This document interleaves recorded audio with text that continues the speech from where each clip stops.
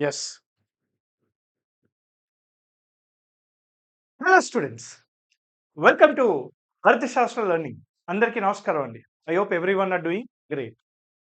So I hope నిజంగానే బాగున్నారు అనుకుంటున్నా. 2 days 4 papers more than 10 subjects. ప్రతి సబ్జెక్ట్‌కి 50 క్వెషన్‌లు. బ్రెయిన్ చాలా వాడారు 2 రోజులు. సో బ్రెయిన్‌కి రెస్ట్ ఇవ్వండి. ఈరోజు అదే మూడ్‌లో ఉన్నారు కాబట్టి ఈ వీడియో చూసేసేయండి. ఎన్ని మార్కులు వచ్చినా పర్లేదు. మేమే బాగా చేశామని చెప్పేసి ఒక మైండ్ సెట్‌తోని ఉండండి. నేను పేపర్స్ అన్నీ చూసాను. మళ్ళీ పాలిటీయే సేవియర్. వేరే సబ్జెక్ట్స్ యొక్క పేపర్ కంపేర్ చేసుకుంటే పాలిటీ చదివి వెళ్ళిన వాడు 90% కంటే అక్యురేట్‌గా స్కోర్ చేశాడు. మరి మిగతా సబ్జెక్ట్‌లలో నా ఉద్దేశంలో 80% స్కోర్ చేయడమే గగనం. ఇక మీకు తెలిసిందే హిస్టరీ గాని, ఎకానమీ గాని, నాకు తెలిసి కొద్దిగా తెలంగాణ మూవ్‌మెంటు పర్లేదనిపించింది. కానీ polity paper is again your saviour. అందుకే పాలిటీని ఎప్పుడు నెగ్లెక్ట్ చేయొద్దు. 50కి 50 తెచ్చుకోవాలి నెక్స్ట్ టైమ్ నుంచి. నాకు తెలిసి పేపర్ చూసాక 43-46 మధ్యలో ఉంటారు. ఒక 3.5 ఇయర్స్ నుంచి ఎవరైతే విద్యార్థి కష్టపడి రోజు 6-8 గంటలు చదివే విద్యార్థి ఉన్నారో వాళ్ళకి ఖచ్చితంగా పాలిటీలో 50కి 43-46 మధ్యలో వస్తాయి. 100% వస్తాయి. సో ఈరోజు ఈ 50 క్వెషన్స్ యొక్క కీ చూసేద్దాం. Right? So let us start. And ఇంకో విషయం నాకు చాలా ఇంకో హ్యాపీనెస్ ఏంటంటే మనము ఏదైతే టెస్ట్ సిరీస్ లాంచ్ చేసామో ఆ టెస్ట్ సిరీస్ నుంచి చాలా క్వశ్చన్స్ డైరెక్ట్గా దిగాయి, రిఫ్లెక్ట్ అయ్యాయి చాలా క్వశ్చన్స్. అండ్ అదేవిధంగా యూట్యూబ్ ద్వారా నేను ఇండియన్ పాలిటీ లీగ్ చేశాను కదా, నేను కొన్ని అవుట్ ఆఫ్ బాక్స్ క్వశ్చన్స్ అడిగా. ఇవేవో రావచ్చేమో, ఎక్స్పెక్టెడ్ ఏమో అని చెప్పేసి అడిగా. అలాంటి క్వశ్చన్స్ కూడా డైరెక్ట్‌గా దిగడం అనేది నాకు చాలా చాలా ఆనందంగా ఉంది. స్టూడెంట్స్ అందరూ ఫోన్ చేస్తూ ఉన్నారు. Thank you very much for showering so much love on Arthashastra. So I also want to hear from you guys in the comment box. మీకు హెల్ప్ అయిందని అనుకుంటున్నాను. పాలిటీ నాకు వదిలేసేయండి.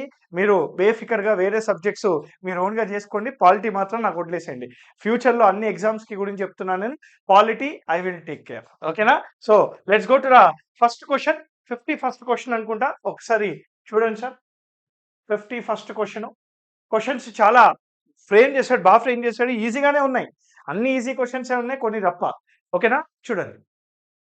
Which of the following statements are correct? A state legislature cannot initiate a bill for amendment of the constitution. Correct కదా ఇది? Right? రాజ్యాంగాన్ని సవరించే బిల్లును state లెజిస్లేచర్‌లో initiate చేయలేము అని అన్నాడు. So this is correct. Joint session of the parliament can be held to solve a deadlock between two houses of the parliament in case of constitutional amendment act. రాజ్యాంగ సవరణ చట్టాలకు కానీ money బిల్లుకు కానీ right joint session ఉండదు. ఇది మనం క్లాస్లో చెప్పుకున్నాం కదా. We have discussed this in the class. So B అనేది wrong. So B is wrong. So look at the C statement చూడండి. The previous sanction of the President of India is not required to introduce a bill for amendment of the constitution. This is absolutely correct. ఎందుకని మనకి prior recommendation of the President of India, money బిల్లుకు మరియు financial bill type 1కి ఈ రెండిటికి prior permission of the president of ఇండియాకు ఉంటుంది. అయితే ఎవరైతే క్విక్ రివిజన్ క్లాసెస్ జాయిన్ అయ్యారో వాళ్ళకు టేబుల్ ఫామ్లో ఇచ్చా. ఆ టేబుల్ ఫామ్లో నుంచి డైరెక్ట్ ఉంటుంది ఇది. సో బి అనేది లేదు ఇక్కడ. బి అనేది పోయింది. సో సి అనేది కరెక్టే. ఇగో ఏసీ 2 కరెక్టే. బి లేదు కాబట్టి బి ఇది తీసేద్దాము. సో ఏసీ కరెక్టే కాబట్టి ఏసీ డి అని ఉండాలి. అంటే ఇగో ఏ కరెక్టే కాబట్టి ఆన్సర్ ఇదే. ఇక it is obligatory for the president of India to give consent to a constitution amendment bill when it is presented to the parliament. Absolutely correct. 24వ రాజ్యాంగ సవరణ చట్టం ద్వారా right president of India cannot utilize his veto powers on the constitution amendment bill. ఇక్కడ original constitution అనే పదం ఎక్కడ లేదు. అంటే రాజ్యాంగం అమల్లోకి వచ్చినప్పటి నుంచి అలాంటి పదాలు ఎక్కడ లేవు కాబట్టి ఆన్సర్ వచ్చేసి ఇది ఏసీడీ. ఎవరైతే ఈ పేపర్ సాల్వ్ చేశాడో అతను కరెక్ట్గా పెట్టాడు. కంగ్రాచులేషన్స్. మీరు కూడా కరెక్ట్గా పెట్టారని అనుకుంటున్నా. ఇది 51st questions. Look at the 52nd question. Consider the following. The executive power of the president shall be exercised in accordance with the advice of the Council of Ministers. Absolutely correct. Article 74 clause 1. Article 74 clause 1 ప్రకారంగా ఏమని అంటుంది sir అంటే, there shall be a council of ministers headed by the prime minister to aid and advise the president of India. President of India మంత్రిమండలి యొక్క సలహాల మేరకే అతని యొక్క పని అనేది చేయాలి, ఎగ్జిక్యూటివ్ పవర్ అనేది యూటిలైజ్ చేయాలి అని అంటారు. So A is absolutely correct. రెండోది చూడండి సార్, రెండోదికి వచ్చే ట్రిక్కీగా ఉంది, దొరికిపోయాడు. ఎక్కడ దొరికిపోయాడో చెప్తా. The effect of the Constitution 44వ రాజ్యాంగ సవరణ చట్టము is that except in certain marginal cases refer to the supreme Court a refusal to act as per the advice of the council of minister can lead to the impeachment of president of India. చెప్పండి ఇక్కడ article 74 class 2 ప్రకారంగా advice given by the council of minister to the president of India cannot be challenged in the court. So cannot be challenged in the court. అసలు advice ని ఇక్కడ advice ఉంది, advice ని కోర్టులోనే challenge చేయొద్దు రాస్తుంది కదా 4 class 2 లా. So దొరికిపోయాడు, దొంగ దొరికిపోయాడు. ఆన్సర్ వచ్చేసి ఏ ఓన్లీ, దట్ ఈస్ 2 అనమాట. సో ఇది 52వ క్వశ్చన్. 53 చూడండి ఇక్కడ. Yeah simple. Match the following. Article 74, 75, 61, 72. ఇవన్నిట్లో మీకు బాగా ఒకటి తెలుసు, మస్తు తెలుసు ఇది. Article 61 impeachment of the president of India. Very good. 61 procedure of the impeachment of the president of India. I hope మీకు ఇది తెలిసేదా, మీకు అందరూ తెలిసేది. C4 లేదు, ఇది పోయింది. C4 లేదు, ఇది పోయింది. సో C4 ఇక్కడ ఉంది, C4 ఇక్కడ కూడా ఉంది. ఓకేనా. C4 మరి B1 ఏం మ్యాచ్ కాలే, పోనీ పక్కన పెట్టిద్దాం సార్. ఆర్టికల్ 74 ఇందాకే చెప్పిన కదా నేను. Appointment of the prime minister article 75. Article 75 clause 1 లో రాసుంటది. President of India shall appoint the prime minister and other council of ministers are appointed by the prime minister on the advice of the prime minister అని ఉంటది. B వచ్చేసి 1. So B1, C4. Answer వచ్చేసి ఇది. Congratulations, మీకు ఇది కూడా correct అయింది sir. ఇది ఎవరిదైతే పేపర్ ఉందో వాళ్ళది. Aid and advice of the president of India 74 to 72 pardoning power of the president. మనము సరే ఇదే మనం గవర్నర్ కి చూద్దాం ఒకసారి. ఇది 164. 1 సెకండ్. ఇది 163, ఇది 164, ఇదేమో ఆర్టికల్ 67. కాదు, గవర్నర్ కి కదా. 156 అండ్ ఇది వచ్చేసి 161. Pardoning power of the governor 161. So pardoning powers of the governor, ఇది కూడా ఐపీఎల్ లో క్వశ్చన్ అడిగినా if I'm not wrong. Even quick revision classes లో కూడా దీని గురించి డీటెయిల్ గా డిస్కస్ చేయడం జరిగింది. 53rd క్వశ్చన్ అయిపోయింది కదా. 54th. Which of the following statements are correct regarding the commission? National commission for scheduled caste consist of chairman, vice chairman and 3 members. ఇది కరెక్ట్ సార్. ఏ అనేది correct sir. A is absolutely correct. So ఇది పోయింది.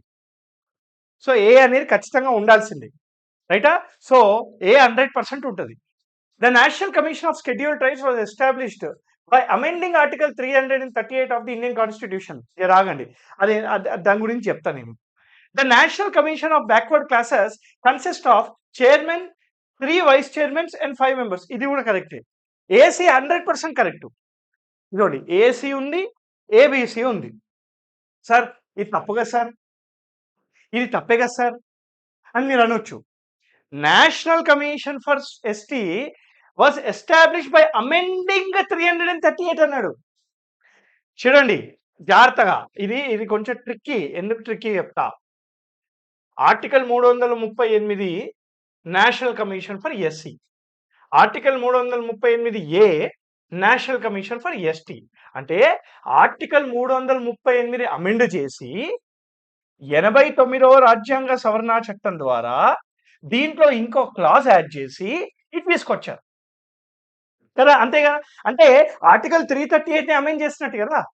Article 338 was amended and added 1 more article sub clause add చేసి ఈ రాజ్యాంగ సవరణ చట్టం ద్వారా ఈ నేషనల్ కమిషన్ ఫర్ ఎస్సీ తీసుకొని వచ్చారు. ఇక్కడ article 338 establishes national commission for ST అంటే తప్పు. కానీ ఆర్టికల్ 338 అమెండ్ చేసి దీన్ని పెట్టారు అంటే కరెక్టేగా. దాన్ని ఇక్కడ సవరించారు. మరి ఇక్కడ ఏమనుంది? అమెండెడ్ అని ఉంది. అమెండ్మెంట్ అంటే ఏంటి ఇక్కడ? అమెండ్మెంట్ అంటే adding something, deleting something, modification of something. అంటే అమెండ్మెంట్ ద్వారా ఆర్టికల్ 338లో ఆర్టికల్ 338లో ఇది యాడ్ చేశారు. 338 యాడ్ చేశారు. అంటే 338ని అమెండ్ చేసినట్టు కదా. సో అందుకని ఇది కొంత కాంట్రవర్షియల్ క్వశ్చన్. ఇది ఆన్సర్ ఏసీ అయినా ఉండొచ్చు, లేదా ఏసీ అయినా ఏబిసి అయినా, రెండు కరెక్టే ఉండొచ్చు. మరి వర్డింగ్ ఖచ్చితంగా ఈ పదాన్ని ఫాలో అవ్వాలి అని అంటే ఏబిసి ఉంటుంది.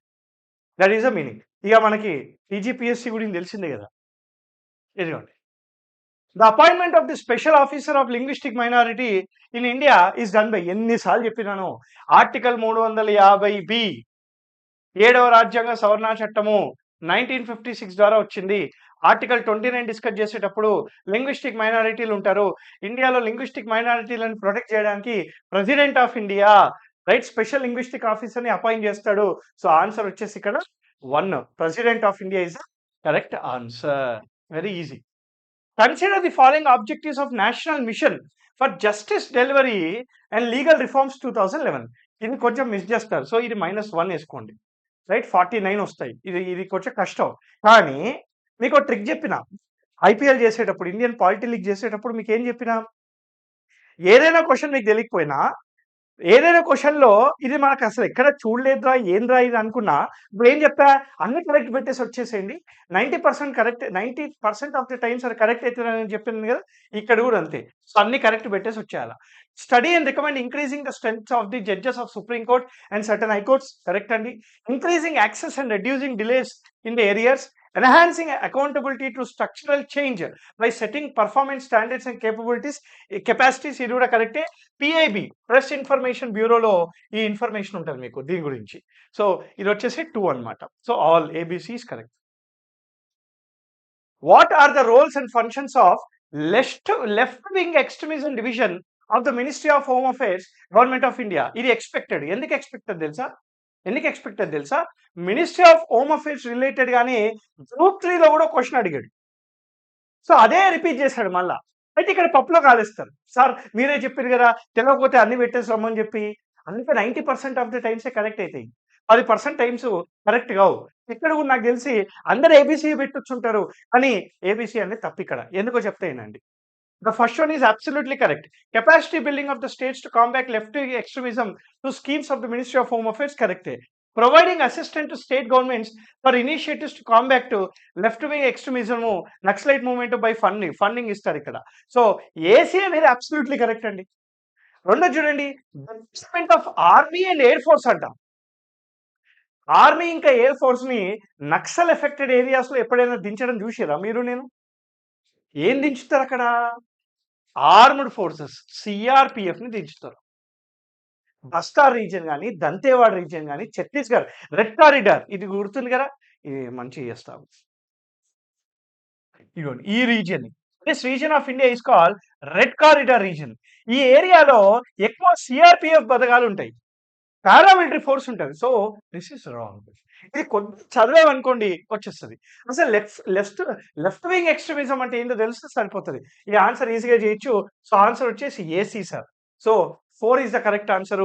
నాట్ ఇది కూడా అంతే, మనకి ministry of home affairs website లో ఉంటుంది, డైరెక్ట్ గా చూడండి. ఇది సెకండ్ పాయింట్ లో రాస్తుంటది, సిఆర్పిఎఫ్ ని దించుతామని చెప్పి ఇది సెకండ్ పాయింట్ లో రాస్తుంటది ఫంక్షన్స్ లల్లా. ఓకేనా. 58 ఇదైతే రిపీటెడ్ క్వశ్చన్. ఎక్కడ రిపీటెడ్? గ్రూప్ 3లో సేమ్ అడిగిండు, మళ్ళీ రిపీట్ చేసిండు. Garo national liberation army Meghalaya, correct. Kamtapur liberation organisation Assam West Bengal, correct. Kanglei Yawol Kanna Lup Manipur, correct. ఇగో ఇట్లా లూపు యూపీ ఎట్లుంటే మణిపూర్ భాషలో గట్లే ఉంటుంది. పీపుల్ లిబరేషన్ ఆర్మీ నాగాలాండ్, తప్పు, ఇది కూడా మణిపూరే. పీపుల్ లిబరేషన్ ఆర్మీ అంటే చైనా అనుకున్నారు, కొడతారు వచ్చి. ABC answer. సో 2 అనమాట. 58 అయిపోయింది కదా, 59. The central armed police forces లో ఏమేమి ఉంటాయి? అస్సాం రైఫిల్స్ ఉంటుంది, బిఎస్ఎఫ్ ఉంటుంది, సిఏఎస్ఎఫ్ ఉంటుంది, సిఆర్పిఎఫ్ ఉంటుంది, ఐటీబీపీ ఉంటుంది, ఇంకేముంటాయి? శాస్త్రీయ సీమా బల్ ఉంటుంది, డిఫెన్స్ సెక్యూరిటీ గార్డ్ అంట. విన్నారా ఎప్పుడైనా మీరు? ఏసీబీ ఆన్సర్ వచ్చేసి బిసి అంతే. ABC very good. బాగా కరెక్ట్ పెట్టింది ఈ అబ్బాయి. అబ్బాయి, అమ్మాయి మరి. చలో. As per Article 164 of the Indian Constitution, there shall be a minister in charge of tribal affairs in which of the following states? Excellent question. ఈ క్వశ్చన్ నేను ఆఫ్లైన్ క్లాస్లో చెప్పిన. If I'm not wrong 21st century ఐఏఎస్లో దానికంటే ముందు బెంగళూరులో ఎవరైనా నా క్లాస్ వింటే ఈ కౌన్సిల్ ఆఫ్ మినిస్టర్స్ డిస్కస్ చేసేటప్పుడు ఇది చెప్పారు ఆఫ్లైన్ క్లాస్లో.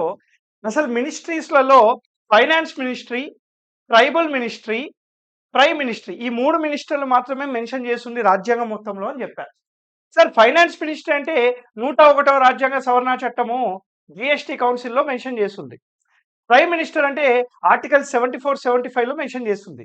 ట్రైబల్ మినిస్ట్రీ అనే పదం రాజ్యాంగంలో ఉందా అని అడిగేటోళ్ళు నన్ను. ఉంది సార్. ఎక్కడ ఉందంటే అదే ఆర్టికల్ 164లో ఉంది.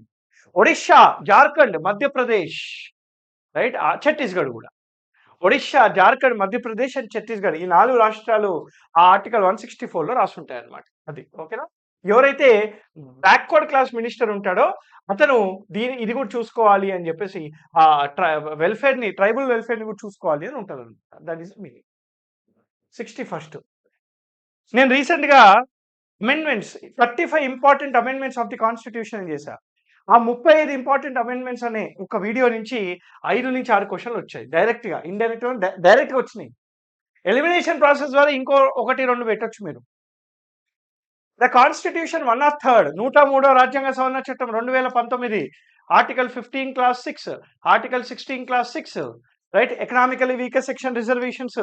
సో ఆన్సర్ వచ్చేసి 15 and 16. Easy question. Match the following demands. ఇది కొంచెం టఫ్ సార్. సో -2.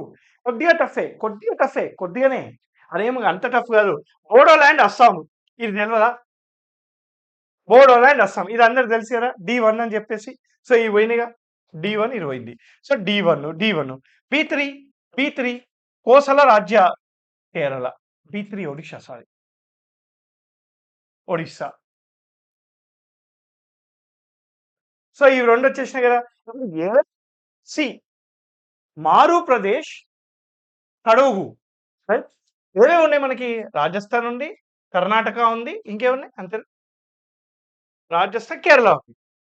తడోగు అని అంటే అది పదాలు వినండి మీరు. ఈ మారు ప్రదేశ్ కూడా నాకు తెలిసే ఉంటుంది. రాజస్థాన్, మారు ప్రదేశ్ A2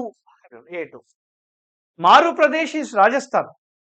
ఖలిస్తాన్ పైన ఉంటారు. మారు ప్రదేశ్ అనేది రాజస్థాన్లో సపరేట్. ఈ సొసైటీలో మనం డిస్కస్ చేసాం. సొసైటీ సంబంధించిన టాపిక్. 63 చూడండి sir. Consider the following statements in relation to మానవ హక్కుల సంఘం. మీకు గ్రూప్ 3 కి ఎక్స్ప్లెయిన్ చేసేటప్పుడు ఒక పదం వాడారు.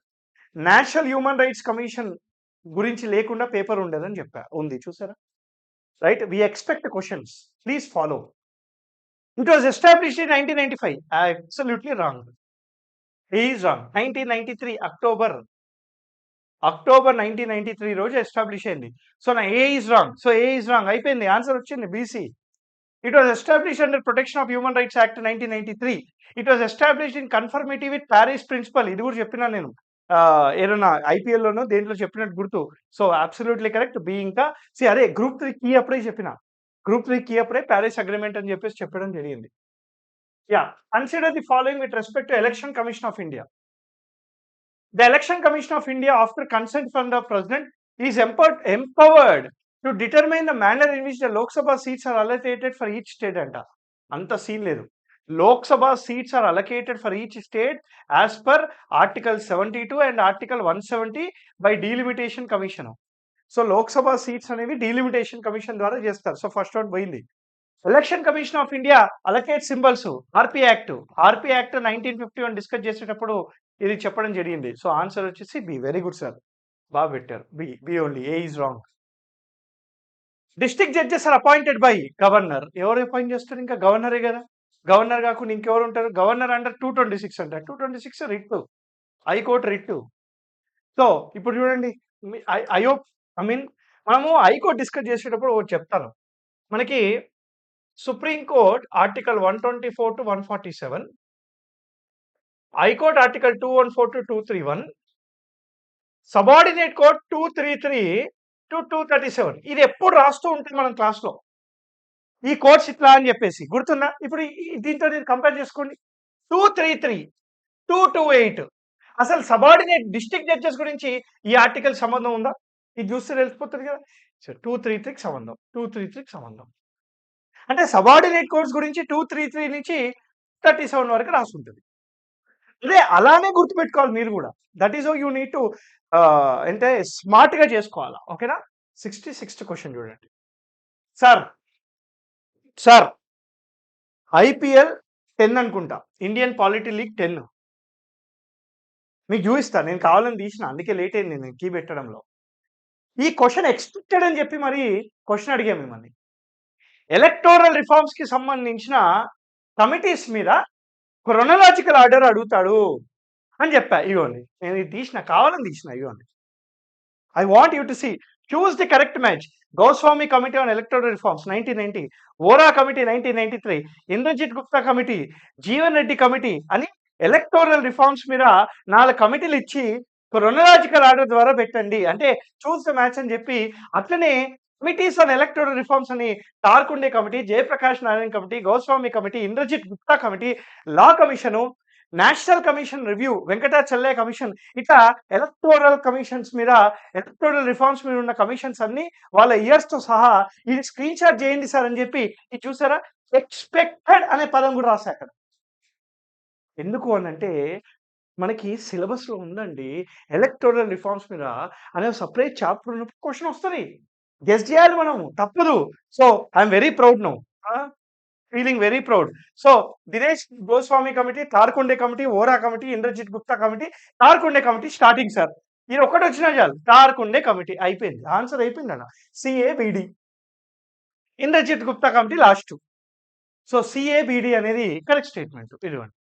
సో ఇక్కడ చెప్పాను చూడండి, Tarkunde committee 1974, Indrajit Gupta committee something 1980s లో ఉంటుంది.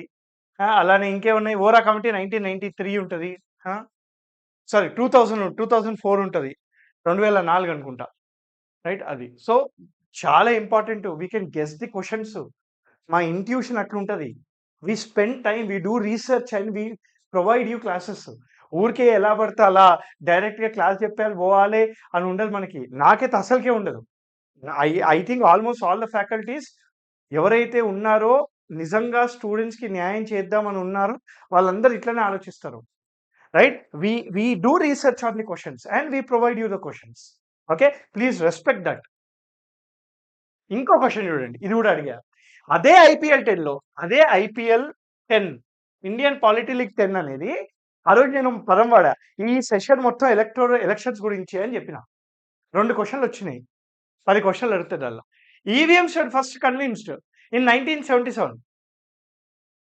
Its prototype was developed by Central for Material for Electronic Technology. In 1982, EVMs were used as a pilot basis to conduct elections. In 2004 Lok Sabha elections, the EVM were used in all 543 constituencies. D is absolutely correct. మీకు తెలుసు కదా D అనేది correct అని చెప్పేసి. ఇదండి, the electoral voting machines reduces the time casting a vote, declaring the results compared to the old ballot paper. So దీని గురించి question అడిగిన చూడండి, చాలా ఇంపార్టెంట్ సార్. ఈవీఎంస్ మీద క్వశ్చన్ వస్తుందని చెప్పిన, ఎలక్టోరల్ రిఫార్మ్స్ అన్నా, పంచాయతీరాజ్ ఇన్స్టిట్యూషన్స్ అన్నా చాలా క్వశ్చన్స్ తగ్గాయి మనకి. 68 క్వశ్చన్ చూడండి సార్ ఒకసారి. Consider the following statement with regard to dissolution of the municipalities. ఇది కూడా కొద్దిగా టఫ్. అంటే ఎవరైతే డెప్త్గా చదువుతారో 74 రాజ్యాంగ సవరణ చట్టం వాళ్ళకి ఈజీ, కొద్దిగా డెప్త్గా చదవరని అనుకుంటున్నాను నేను. సో అందుకని ఇది -1 చేసేసుకుని ఇప్పటివరకు 3 క్వశ్చన్లు టఫ్ అని చెప్పేసి అన్నా. Municipality must give a reasonable opportunity of being heard before dissolution. Correct అండి. అంటే ఆ మున్సిపాలిటీని రిజాల్వ్ చేసే ముందు ఆ మున్సిపాలిటీకి ఒక ఛాన్స్ ఇవ్వాలి, రిజాల్వ్ చెయ్యొద్దు చెయ్యి అని చెప్పేసి వాళ్ళ యొక్క ఒపీనియన్ వినాలి. No amendment of any law which is in force shall cause dissolution of the municipality before the expiry of the 5 months. Amendment అన్నాడు కాబట్టి ఇది కూడా కరెక్టే. అయితే a law which is in force can amend. A law which is in force can dissolve the municipality. ఇది correct. కానీ లా ఏదైతే enforce ఉందో దాన్ని అమెండ్ చేస్తే మాత్రం ఆ అమెండ్ చేసిన ప్రకారంగా మాత్రం డిజాల్వ్ చేయకూడదు. సో అందుకని both the statements are correct అనమాట. గుడ్ క్వశ్చన్ ఇది. చాలా ఇది యాక్చువల్లీ యూపీఎస్సీ రేంజ్ క్వశ్చన్ ఇది. నా ఉద్దేశంలో ఈ క్వశ్చన్ మన టెస్ట్ సిరీస్‌లో ఉంది. ఎవరైతే టెస్ట్ సిరీస్ తీసుకున్నారో చూడొచ్చు. సార్ గుర్తుందో లేదో ఐపీఎల్ 4 అనుకుంటా. ఐపీఎల్ 4 5 నేను తీసుకొచ్చిన. డైరెక్ట్ క్వశ్చన్ వస్తది. షెడ్యూల్ 11, షెడ్యూల్ 12లో ఉండే సబ్జెక్ట్స్ గురించి అడుగుతాడు. చూసుకొని పోండి అని చెప్పా. The functions of the municipal corporation as laid down in 12th schedule consist of ఇదిగోండి. 12వ షెడ్యూల్‌లో ఏమేమి ఉంటాయి అన్నీ మీకు ఒక క్వశ్చన్ అడిగినా నేను. 12వ షెడ్యూల్‌లో ఏమేమి ఉంటాయని చెప్పి క్వశ్చన్ అడిగా. చూడండి. Very important. ఇవి డైరెక్ట్ క్వశ్చన్స్ అండి. Direct questions. ఓకేనా? చాలా డైరెక్ట్ క్వశ్చన్స్. చాలా ఇంపార్టెంట్. ఖచ్చితంగా ఉంటది. స్లమ్ ఎలివేషన్ అనేది అబ్సల్యూట్‌లీ ఉంటది. రైట్? అర్బన్ పావర్టీ ఎలివేషన్ 100% ఉంటది. Prevention of cruelty women, roads and bridges all are correct. Roads and bridges ఇదిగోండి. మొత్తము అంటే ఇది జస్ట్ ఉట్టిగా పెట్టినట్ల అంతే. అదే విధంగా షెడ్యూల్ 11కి సంబంధించిన కూడా అడిగాడు. సో షెడ్యూల్ 11కి సంబంధించి కూడా చెప్పా నేను. షెడ్యూల్ 11లో దీంట్లో which of the following are not part అని చెప్పేసి అడిగా. ఈ క్వశ్చన్ అన్ని మళ్ళీ 29 సబ్జెక్ట్స్ 29 సబ్జెక్ట్స్ ఏవైతే ఉన్నాయో అన్ని డిస్కస్ చేసుకుంటూ పోయా. Right? So this is also important. ఇవి ఈ క్వశ్చన్ వాడికి 50 క్వశ్చన్లు అడగాల. మళ్ళీ ఏమడుగుతాడు? గివే అడగాలి. ఇంకేం చేస్తాడు? Small scale industries including food processing industries. ఇది చూడండి. ఇది ఉంటది. స్మాల్ స్కేల్ ఇదిగోండి. For small scale industries including చూడండి. కావాలని చెప్పి డాష్ కొట్టినా నేను. బాబు ఎక్స్క్లూడింగ్ అంటాడు జాగ్రత్త అని చెప్పేసి. సో స్మాల్ స్కేల్ ఇండస్ట్రీస్ 100% ఉంటది. లైబ్రరీస్ ఉంటదిగా. లైబ్రరీస్ ఎందుకు ఉండదు? సారీ. సో లైబ్రరీస్ కూడా ఉంటది. Cattle pounds prevention of cruelty ఇది ఉండదు. ఉంటది. క్యాటిల్ పౌండ్స్ ఉంది కానీ ఉంటది. టెక్నికల్ ట్రైనింగ్ ఒకేషనల్ ఇది కూడా ఉంటది.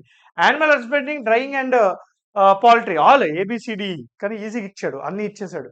మరి టఫ్ చేయలేదు దీన్ని. పాలిటీ అంటేనే అంత పాలిటీ ఒక్కసారి చదువుకొని పోయారనుకోండి చాలు. ఇంకేం అవసరం లేదు. మనతోనే ఉంటది అది. ఓకే. చలో. Consider the following statements. BP Jeevan Reddy committee suggested none of the above option in EVMs. మీకు కరెంట్ పాలిటీ గుర్తుందా? ఒక కరెంట్ పాలిటీ అని చెప్పేసి ఒక కోర్స్ లాంచ్ చేశారు.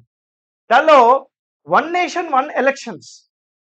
దాంట్లో బీపీ జీవన్ రెడ్డి కమిటీ అనేది మనకి 1 నేషన్ 1 ఎలక్షన్ గురించి చెప్పింది. నాట్ ఆన్ నోటా గురించి చెప్పలేదు అది. Supreme court of India pronounce the judgment on the NOTA option in EVMs and ballot paper. Correct అండి. Supreme court of India pass the judgment on public interest litigation. ఇది కూడా కరెక్టే. So BC అనేది correct answer ఇక్కడ.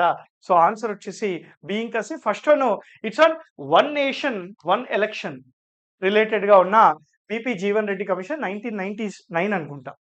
Okay. From the time of the elections are announced by the election commission, ministers and authorities shall RP act లో ఉంటది. ఇది RP act 1951లో దీని గురించి కూడా ఉంటది. Shall not announce any financial grants in form of promises. Yes. Shall not lay down stones. Yes. Shall not make any promises for construction of roads. Yes. Shall be permitted to make ad hoc appointments. Shall be permitted to make ad hoc appointments in government on non-permanent basis. Non-permanent basis అంటే absolutely కరెక్టే. So ABCD. So ఇది వచ్చేసి A B C D 4 కరెక్టే అండి. In order to democratize this planning committee, how many members should be elected from the panchayat at the district level and the municipality? 4/5 of the members. ఇది కూడా easy క్వశ్చనే. చదివే వాళ్ళకి easy. కొంచెం అవుట్ ఆఫ్ ద బాక్స్ చదవాలా. మనం క్లాస్లలో discuss చేస్తాం. నోట్స్లో కూడా ఉంటుంది ఇది. 4/5 of the members. 74th question, sir. Consider the following statement with regard to 74th Constitutional Amendment Act. Ward committee can be established in municipality with a population of 3 lakh or more. Absolutely correct. State legislature decides the composition of ward committee. Correct అండి. Metropolitan area shall be consisted of population of 10 lakh or more. Absolutely correct. 10 lakh కంటే ఎక్కువగా migration ఎక్కువ ఉంటే దాన్ని cosmopolitan city అని అంటారు. Seats in the municipality can be filled by nomination. Seats in the municipality can be filled by nomination. So answer is ABC అండి. Seats in the municipality can be filled by election. So nomination కాదు అది. 75. Which of the following are read in article 21 by the supreme court in various judgments? మొత్తం ఉన్నా మీకు quick revision క్లాసెస్లో కానీ లేదా బయట నాకు ఫోన్స్ వచ్చినా కానీ మొత్తం ఉన్న ఆర్టికల్ 21లో జ్యుడిషియల్ జడ్జిమెంట్స్ అన్ని చూసుకొని పోండి. ఓ 35 ఉంటాయి. మన క్లాస్ నోట్స్లో కూడా ఉంది, అది చూసుకొని పోండి అని చెప్పా. అన్నీ ఉంటాయి. గుర్తుకి ఏంటంటే అన్నీ ఉంటాయి. సో ఈ క్వశ్చన్ కూడా అడిగినట్టు గుర్తు ఒక ఐపీఎల్లో. రైట్ టు స్లీప్ అని, రైట్ టు ట్రావెల్ అబ్రాడ్ అని అడిగినట్టు గుర్తు. So all the statements are correct sir. Okay, 76 చూడండి sir. Which of the following statements is correct about judicial review in the context of ఇదిగోండి ఈ పదాలు important. In the context of Indian constitution అన్నది అంటే రాజ్యాంగం దృష్టిలో న్యాయ సమీక్ష అంటే ఏంటి అంటే రాజ్యాంగం కోణంలోనే మీరు ఆలోచించాలి. The power of judicial review lies with supreme court only అన్నాడు, అయిపోయింది, తప్పు. The scope of judicial review in India is narrower than of USA, ఇది కరెక్ట్. యుఎస్ఏలో ఇండిపెండెంట్ జ్యుడిషియల్ రివ్యూ ఎక్కువ ఉంటుంది. ఎందుకు? Due process of the law follow అవుతారు. ఇండియాలో due process of the law plus procedure establish by law రెండు follow అవుతారు. సో అందుకే ఇండియాలో న్యాయ సమీక్ష యొక్క అధికారం తక్కువ ఉంటుంది. కరెక్టే. కాన్స్టిట్యూషన్ డిఫైన్స్ అంట, అయిపోయింది. రాజ్యాంగంలో జ్యుడిషియల్ రివ్యూ గురించి ఎక్కడైనా రాస్తుంది, డిఫైన్ చేశారా? ఎక్స్ప్లిసిట్లీ, ఇంప్లిసిట్లీ లేదు, ఇండైరెక్ట్ గా ఉంది. జ్యుడిషియల్ రివ్యూ ఈజ్ మెన్షన్డ్ అంట. అసలు రాజ్యాంగంలో న్యాయ సమీక్ష అనే పదమే ఎక్కడ లేదు. Article 13, article 32, article 226, article 331, article 332, article 334, article 335, article 336, article 141, article 142 ఇవన్నీ న్యాయ సమీక్ష గురించి ఇండైరెక్ట్ గా మాట్లాడతాయి అట్లా. సో ఆన్సర్ ఇచ్చేసి 2. So following correct ante. Which of the following statements are correct regarding writs issued by Supreme Court and High Court? Writ of habeas corpus can be issued against public authority only. Tappu. It can be issued against both public authority and private authority. Writ of mandamus cannot be issued against private individual or body. Idi correct kada. Mandamus can be issued only against government employee. So writ of mandamus cannot be issued annadu. So correct. A writ of prohibition can be issued only against judiciary and quasi-judicial authorities. Idi kuda correct. Writ of certiorari is available against legislative bodies and private individuals. Tappu. BC unda leda? Undi. Adi 4. So answer is BC only. Consider the following statements in relation to Constituent Assembly ki sambandhinchina question. The Constituent Assembly was constituted under the scheme formulated by Cabinet Mission Plan 1946. Mugguru untaru. Absolutely correct. A anedi correct. Each province and princely states were allotted seats in proportion to their population. So ఇది wrong. B పోయింది. So B పోయింది కాదు, ఇది పోయింది.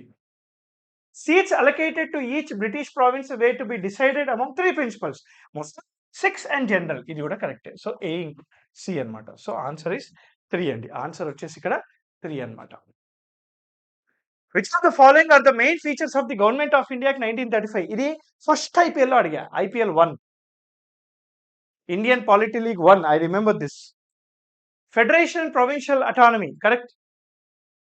Diarchy at the center. Correct. Diarchy at the provinces delete చేసింది. C లేదు. Distribution of legislative powers between center and states. అవును కదా. Federal list, provincial list, concurrent list. So answer వచ్చేసి ABD. Correct. ABD. So C లేదు. Diarchy was introduced in the provinces by 1919 Act. Removed in the provinces by 1935 Act. ఇదే అడిగినట్టు గుర్తు IPL లో కూడా. Consider the following statements in relation to making of the Indian Constitution. India chooses parliamentary system or presidential. అవునండి. Assessment of responsibility was given more than stability of the government. ఇది కూడా కరెక్టే. Right? Article 75 Clause 2, Article 75 Clause 3. These two are the basis for parliamentary system of democracy in India. Article 75 Clause 2 ప్రకారంగా individual responsibility. Article 75 Clause 3 ప్రకారంగా collective responsibility. So answer వచ్చేసి ఇక్కడ B only. So answer వచ్చేసి 1. B only. 81st question చూడండి sir. 81st question. Which of the following is true about writ of mandamus? Mandamus అంటే ఏంటి? Mandamus is we command. We command అంటే court is commanding ఎవరిని? Government official, government institution ని command చేస్తారు. ఎందుకని? To perform his duties. అతని యొక్క పని సరిగా చేయకపోతే అతన్ని హెచ్చరించి అతనితో పని చేయించడము అని వీ కమాండ్ అని అంటారు. It is applicable only in case of violation of fundamental rights. Absolutely wrong. It is A wrong కదా, ఏ రాంగ్ అయితే ఇగో ఇది పోయింది, ఇది పోయింది, ఇది పోయింది. Answer BCD. ఇంకేముంది అక్కడ? It is applicable against the government itself. Government itself అంతే కదా. It is against the government itself and also against inferior courts and other judicial bodies.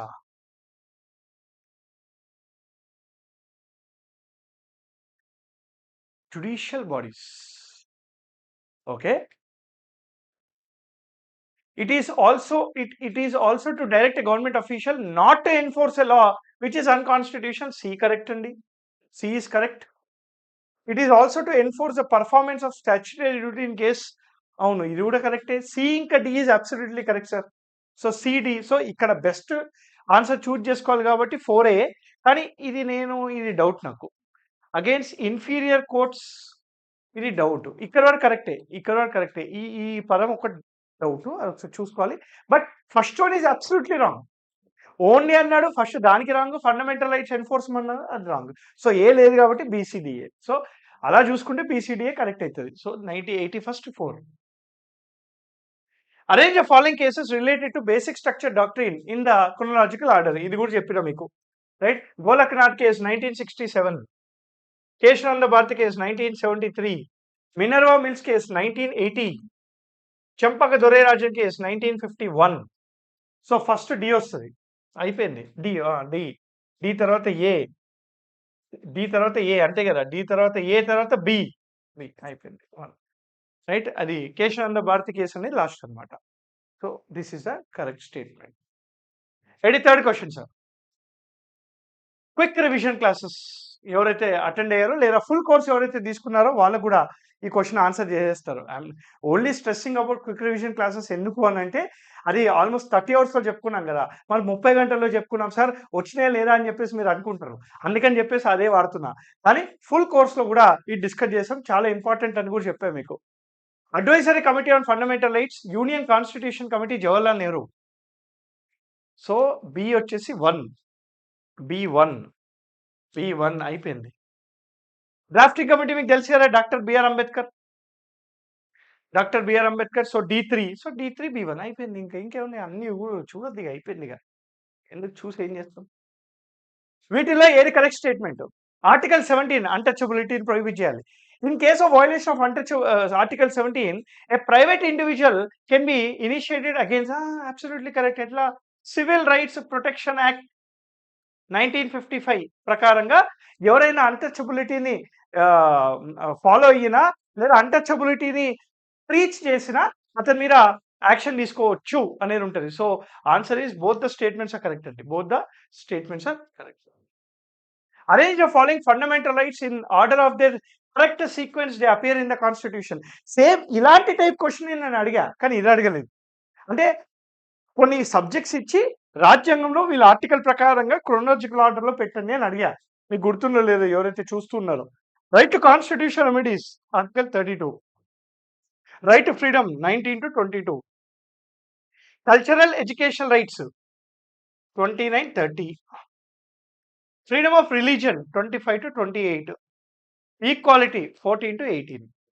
So first D వస్తుంది, D తర్వాత C వస్తుంది, D తర్వాత C వస్తుంది, C తర్వాత B వస్తుంది, C తర్వాత బి వస్తుంది, సి తర్వాత బి వస్తుంది. అంతే.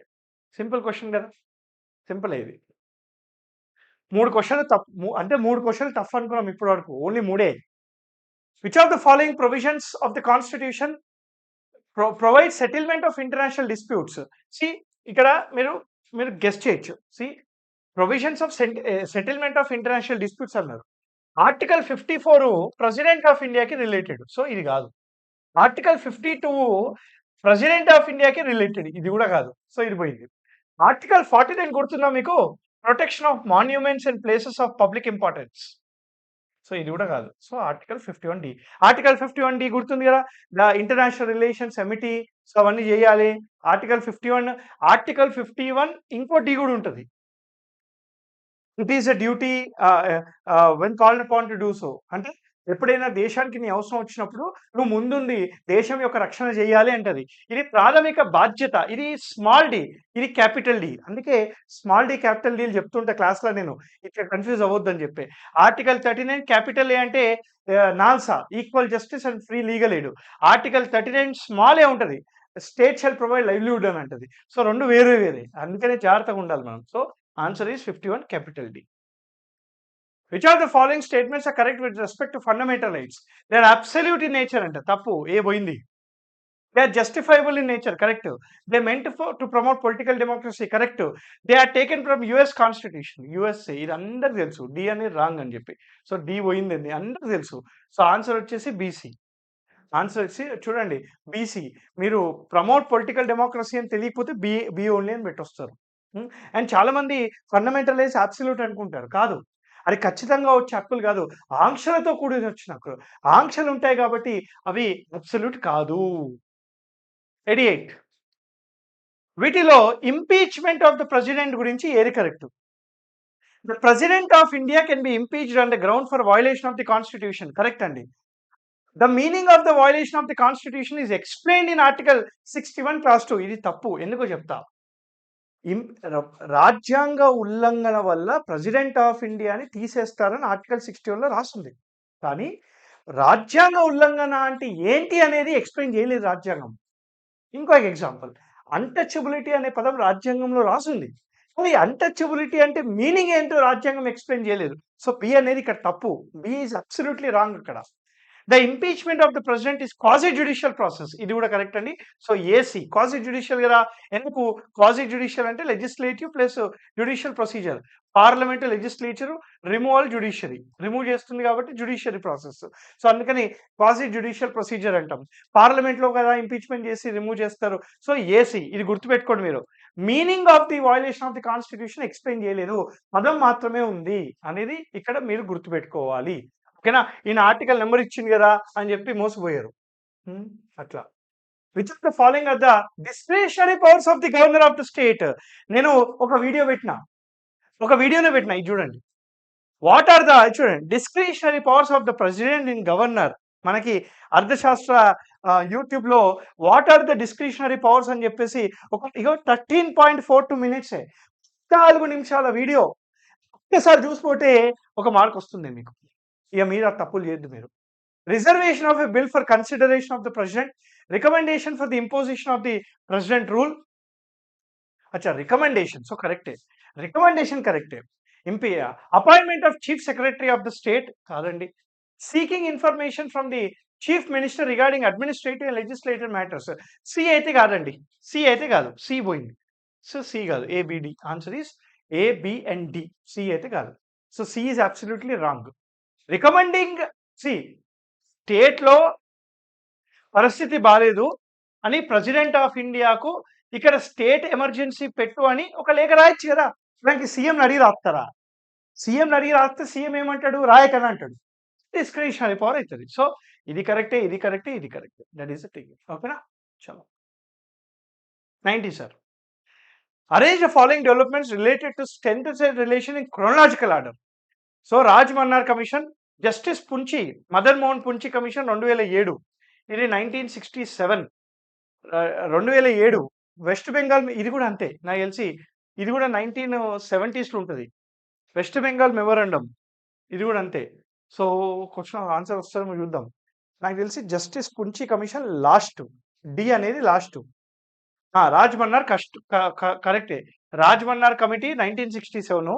తర్వాత ఇదే Anand Nagar Sahib resolution 1977. If I'm not wrong 77 ఏమో ఉంటుంది. ఇది కూడా అంతే 70sలోనే ఉంటుంది. 78 79 ఉంటుంది. తర్వాత justice Punchhi commission. So answer is 3. కరెక్ట్గా పెట్టాడు. Absolutely correct. Don't worry. And first question, which of the following commission recommended establishment of interstate council under article 263. మనము Indian polity current affairs series start చేసాం. దాంట్లో నేను ఇది చెప్పినట్టు గుర్తు. ఇది మన సర్కారియా కమిషన్ రికమెండేషన్స్ తర్వాత పెట్టారు. 1990sలో ప్రెసిడెంట్ ఆఫ్ ఇండియా ఒక ప్రెసిడెన్షియల్ ఆర్డర్ ద్వారా తీసుకొని వచ్చారు. సర్కారియా కమిషన్ 1987 రికమెండేషన్స్ ద్వారానే ఈ ఇంటర్స్టేట్ కౌన్సిల్ అనేది తీసుకొని రావడం జరిగింది. మీకు జస్ట్ ఇంటర్‌స్టేట్ కౌన్సిల్ ఏ ఇయర్‌లో పెట్టారని తెలిస్తే కూడా వచ్చేస్తది. కుంచి కమిషన్ ఎప్పుడు 2007 కాదు. రాజమన్నార్ 1967 కాదు. ఫస్ట్ ఏఆర్‌సి 1960s కాదు. సో, సర్కారియా కమిషన్ రికమెండేషన్స్ మీదనే మనకి ఇంటర్‌స్టేట్ కౌన్సిల్ పెట్టారు sir. 92nd question. Both parliament and state legislature have the power to make any law with respect to any matter not enumerated in concurrent list or state list అంట. తప్పు కదా? Schedule 7 లో లేని subjects మీద చట్టాలు చేసే అధికారం పార్లమెంట్ కి మాత్రమే ఉంటది. అలా వచ్చిన అధికారాన్ని రెసిడ్యుయరీ పవర్స్ అంటారు. ఆర్టికల్ 248 ద్వారా కెనడియన్ కాన్స్టిట్యూషన్ నుంచి తీసుకొచ్చాం. కెనేడియన్ కాన్స్టిట్యూషన్ నుంచి తీసుకొచ్చాం. సో షెడ్యూల్ 7 అంటే central list, state list, concurrent list. అంటే ఈ 3 లిస్టులలో లేని సబ్జెక్ట్స్ మీద చట్టాలు చేసే అధికారం ఓన్లీ పార్లమెంట్కే ఉంటది.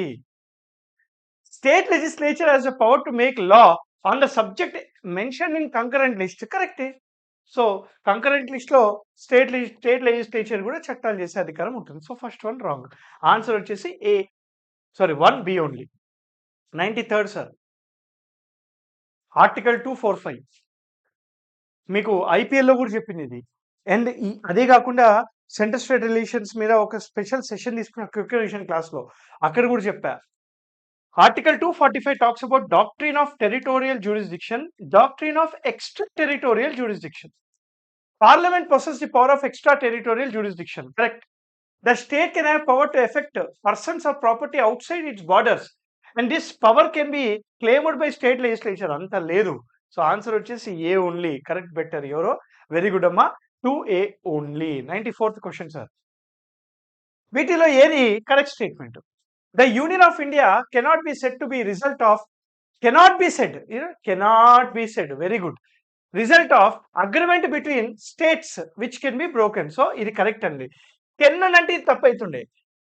యుఎస్ఏలో it is a agreement between union and states. ఇండియాలో it is not an agreement between union and states.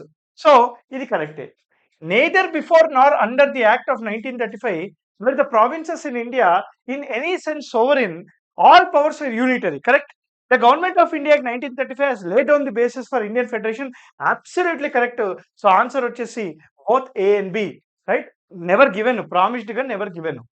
95th right, గుర్తుందా? మనము ఒక 35 ఇంపార్టెంట్ కాన్స్టిట్యూషన్ అమెండ్మెంట్స్ అని చేశారు. దానిలో వస్తుంది ఇది ఉంటుంది.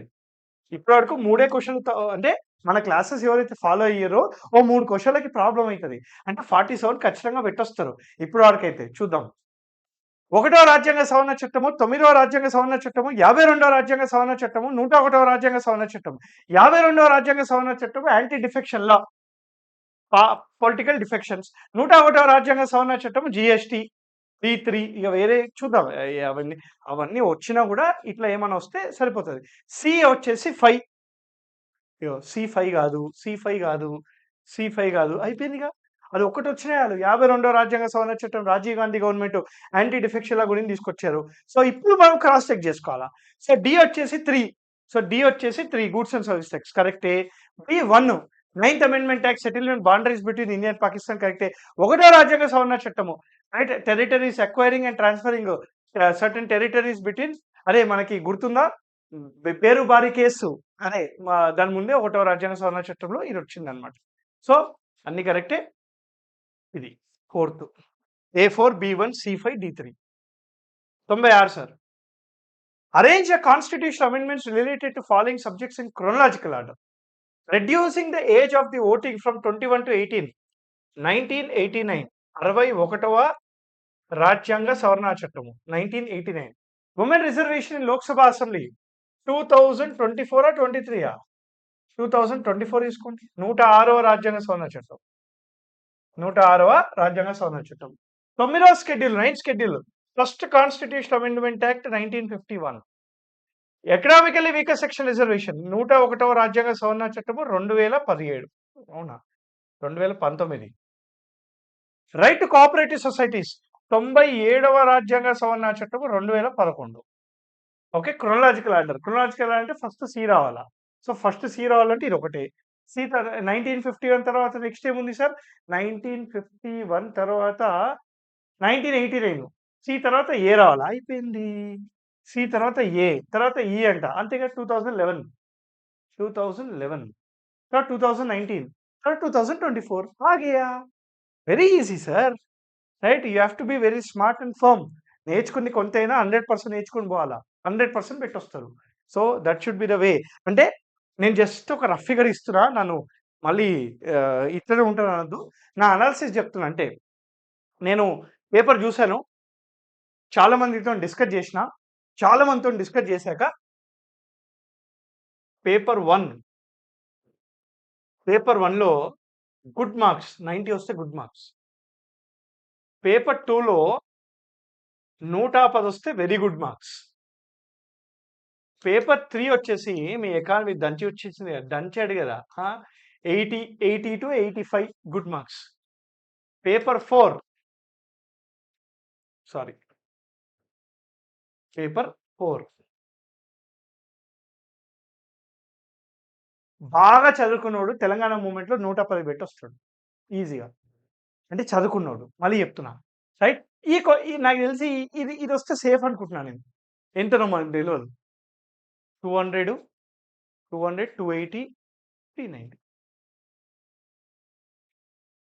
390 మార్క్స్ సేఫ్. ఎవరైతే 400 ప్లస్ వస్తాయో మీరు ర్యాంక్ వచ్చినట్టే. మీకు ర్యాంక్ వచ్చినట్టే. Congratulations. 97th one, sir. Which of the following amendments of the Indian Constitution has added explanation to Article 3 of the Indian Constitution? ఇది కూడా కొంచెం కష్టం. సో -4 వేసుకోండి. అంటే ఎక్స్ప్లెనేషన్ యాడ్ చేసి అడిగారు. కానీ కొద్దిగా మీరు గమనిస్తే చూస్తే పెట్టేయచ్చు. 21వ రాజ్యాంగ సవరణ చట్టం కాదు. 32వ రాజ్యాంగ సవరణ చట్టం కాదు. గుర్తున్న 32వ రాజ్యాంగ సవరణ చట్టం ద్వారా మనకి ఆంధ్రప్రదేశ్‌కి, తెలంగాణకి స్పెషల్ స్టేటస్ ఇచ్చారు. 371D, 371Eని యాడ్ చేసి. సో ఇవి 2 కాదు. 39వ రాజ్యాంగ సవరణ చట్టము 18వ సవరణ చట్టం ప్రకారం దాంట్లో మీరు స్టక్ అయి ఉంటారు. ఒక్కసారి ఈ రెండిట్లో ఉందే అనుకుందాం. ఈ రెండిట్లో ఏదో తెలవదు కదా! మీరు ఏం ఆలోచించాలి తెలుసా? ఆర్టికల్ 3 అంటే ఏంటి? Article 3 talks about modification, adding or increasing the area, diminishing the area, changing the name of the state. అంటే ఒక కొత్త రాజ్యాన్ని క్రియేట్ చేయాలన్నా, ఒక రాష్ట్రం యొక్క పేరును మార్చాలన్నా, ఒక రాష్ట్రం యొక్క బౌండరీని తగ్గించాలన్నా, పెంచాలన్నా పార్లమెంట్ చట్టం ద్వారా ఆర్టికల్ 3 ప్రకారంగా చేయొచ్చు. ఇదే కదా మనం నేర్చుకుంది. ఇప్పుడు వినాలి మీరు. ఈ విషయం మీద ఈ విషయాల మీద చర్చ వేరుబారి కేస్. కేశవానంద ముందే ఉంది కదా! సో 18వ రాజ్యాంగ సవరణ చట్టం. 18th constitution amendment act. అంటే నేను కూడా కామన్ సెన్స్‌గా ఆలోచిస్తే 18th పెట్టేసి రావాలా. సో ఆన్సర్ వచ్చేసి 18th అవుతది. ఇవి 2 ఖచ్చితంగా కాదని తెలుసు కదా మీకు. అట్లా. ఓకేనా? సో అది. ఓకే. ఎక్స్‌ప్లనేషన్ అంటే ఏం లేదు. The states in article 3 also includes union territory అని ఉంటుంది. The states in article 3 also includes union territory ఉంటుంది. అదే ఎక్స్‌ప్లనేషన్ యాడ్ చేశారన్నమాట. ఓకేనా? 97 అయిపోయింది కదా! 98. Identify the following which require ratification of the state legislature by the constitution amendment to bring changes. ఎన్నిసార్లు చెప్పినానో ఇదైతే నేను మీకు రాజ్యాంగం లైవ్‌గా చూయించి మరి ఇది డిస్కస్ చేసిన. నాకు గుర్తు. Article 368 class 2 right? Article 368 class 2లో 50% స్టేట్ రాటిఫికేషన్ అంశాలున్నాయి. రాజ్యాంగంలో ఏ ఆర్టికల్‌ని చేంజ్ చేస్తే స్టేట్ రాటిఫికేషన్ అవసరమో ఆ లిస్ట్ మొత్తం ఉందని చెప్పా. ఆ లిస్టుని దించాడు ఈడు. అంతే. ఆ లిస్టుని దించాడు అంతే. అదే ఉంటాయి. ఈ పదాలు కూడా గవే ఉంటాయి. Answer is all. అది 1990 sir. 73rd constitution amendment act is not applicable to which of the following states అన్నాడు. Very good question. Excellent question. చదువుకున్నవాడు ఆన్సర్ తప్పుపెట్టి రాడు. కానీ సగం చదివినోడు ఖచ్చితంగా తప్పుపెట్టి వస్తాడు. సగం చదివితే ఈ ఆన్సర్ పెడతాడు. సగం చదివితే ఈ ఆన్సర్ పెడతాడు. సిక్కింకి దీనికి ఏమైనా సంబంధం ఉందా? ఆన్సర్ వచ్చేసి నాగాలాండ్, మేఘాలయ, అరుణాచల్ ప్రదేశ్. ఏసీబీ అంటే ఏబీసీ ఉందా? ఇదిగోండి ABC. So answer is 1. 900 sir. Last question. Come on. Arrange the following steps in procedure, ఇది కూడా అంతే. ఆర్టికల్ 368 క్లాస్ 2లో రిలేటెడ్గా క్వశ్చన్. అంటే ఒక ఫెడరల్ స్ట్రక్చర్ కేంద్ర రాష్ట్ర సంబంధాలని భంగం కలిగించేలా ఉన్న రాజ్యాంగ సవరణ చట్టాలని పాస్ చేయాలి అంటే ఏ విధంగా పాస్ చేయాలి? రాజ్యాంగ సవరణ చట్టాలని ఎక్కడ ఇనిషియేట్ చేస్తాము? పార్లమెంట్లోనే ఇనిషియేట్ చేయాలి. సో ఫస్ట్ అదే, ఏ ఈజ్ ఫస్ట్. ఏ అనేది అబ్సల్యూట్లీ అన్నిట్లో వాడికి కూడా తెలుసు కాబట్టి ఇచ్చాడు. తర్వాత ఏంటి? పాస్ అవ్వాలి. ఏ తర్వాత డి, ఏ తర్వాత డి, ఇది అందరు తెలుసు. ఏడి అని చెప్పేసి చూడండి, ఏడి ఏడి అయిపోయింది. ఆన్సర్ వచ్చేసింది కదా మీకు చెప్పాలంటే. ఏడి ఏడి తర్వాత ఏంటి? 50% స్టేట్స్ సింపుల్ మెజారిటీ ద్వారా ఒప్పుకోవాలి. సింపుల్ మెజారిటీ ద్వారా 50% స్టేట్స్ దాన్ని రాటిఫై చేయాలి. తర్వాత బి, తర్వాత ప్రెసిడెంట్ ఆఫ్ ఇండియా 24వ రాజ్యాంగ సవరణ చట్టం 1971 ప్రకారంగా ఖచ్చితంగా సచ్చినట్టు పాస్ చేయాలి. సో ఏడిబి ఇంకా సి అన్నమాట. మళ్ళీ చెప్తున్నాను సార్, పాలిటీ అనే సబ్జెక్ట్ మీద మీరు నమ్మకం పెట్టుకుంటే మోసం చెయ్యదు. నేను గర్వంగా ఇప్పుడు చెప్తున్నా, 4 క్వశ్చన్లే తప్పు, ఇంకోటి తీసిందాం. 50కి 45 మార్కులు ఖచ్చితంగా వస్తాయి. ఏదన్నా సబ్జెక్ట్లో మీకు 45 టచ్ అయితే నాకు చెప్పండి. దేంట్లో టచ్ కావు. మీరు ఏ బ్యాక్గ్రౌండ్ అయినా పర్లేదు, మీ ఫేవరెట్ సబ్జెక్ట్ ఏదైనా పర్లేదు, కానీ ఆ ఫేవరెట్ సబ్జెక్ట్లో కూడా మ్యాక్సిమం 35-40 వరకే వస్తాయి. కానీ పాలిటీ ఈజ్ ఓన్లీ సబ్జెక్ట్ మీరు 45 వరకు స్కోర్ చేయొచ్చు. ఈ సబ్జెక్ట్ మాత్రం 50కి 50 స్కోర్ చేసుకునే సత్తా వచ్చినప్పుడు కష్టం, కానీ వచ్చినప్పుడు మీకు ర్యాంక్ కంపల్సరీ వస్తుంది. ఇప్పుడు చూడండి, నేను ఇందాక ఏం చెప్పా మీకు కట్ ఆఫ్ ఎంత ఉండొచ్చని చెప్పా. కట్ ఆఫ్ మనము 390 కదా, 390 కదా, సరే ఓ పని చేద్దాం, 400 కట్ ఆఫ్ అనుకున్నాం సార్, 400 కట్ ఆఫ్ అనుకున్నాం సార్. 400లలో 45 మార్కులు ఈజీగా పాలిటీ నుంచి స్కోర్ చేయొచ్చు మీరు. ఈజీగా అంటే సుమారుగా 11% ఆఫ్ ద మార్క్స్. సేవియర్ కదా, ఎంత సేవియర్ కదా. సో అందుకే డోంట్ నెగ్లెక్ట్ పాలిటీ. ఇప్పుడు ఎవరైతే కొత్తగా మళ్ళీ ఫిబ్రవరిలో నోటిఫికేషన్స్ అంటున్నారు కాబట్టి పాలిటీ ఫుల్ కోర్స్ అనేది మన దగ్గర ఉంది. ఫుల్ కోర్స్ చాలా డీటెయిల్గా చెప్పా. మీరు ఒక్కసారి పాలిటీ ఫుల్ కోర్స్ చూస్తుండనుకోండి, ఎప్పుడో వీడియో రికార్డ్ చేసిన అప్డేట్ చేస్తూ ఉంటా. మీరు చూస్తుంటే ఈ క్వశ్చన్లన్నీ తగులుతాయి, యూపీఎస్సీ క్వశ్చన్లన్నీ తగులుతాయి. మీరే చెప్తారు, సార్ ఏం సార్ అవన్నీ క్వశ్చన్లు ఇచ్చేసారు అని చెప్పేసి. అంటే అది మా 11 సంవత్సరాల ఎక్స్పీరియన్స్ ఉంది కదా, నేనేం గొప్ప అనట్లేదు. పాలిటీ మీద అవగాహన వేరే ఫ్యాకల్టీస్ ఎవరైతే పాలిటీ చెప్తారో వాళ్ళకి ఇంకెక్కువ కూడా ఉండొచ్చు. కానీ ఒక అనుభవంతో ఎగ్జామ్ పర్స్పెక్టివ్లో ఎగ్జామ్కి ఏం కావాలో దాన్ని పట్టుకునే ఆ అనుభవం నాకుంది, ఆ ఎక్స్పీరియన్స్, ఆ స్కిల్స్ అనేవి నాకుంది అని చెప్పి మాత్రం గర్వంగా చెప్తున్నాను. సో దిస్ ఈజ్ యువర్ పాలిటీకి. So all the very best. చాలా బాగా రాశారని అనుకుంటున్నాను నేను. సో కంగ్రాచులేషన్స్ అండి, మరొకసారి congratulations. I would like to hear from everyone in the comment box. మీరు కామెంట్ బాక్స్లో మీ కామెంట్స్ పెట్టండి. Right, thank you very much. Happy learning. జై హింద్.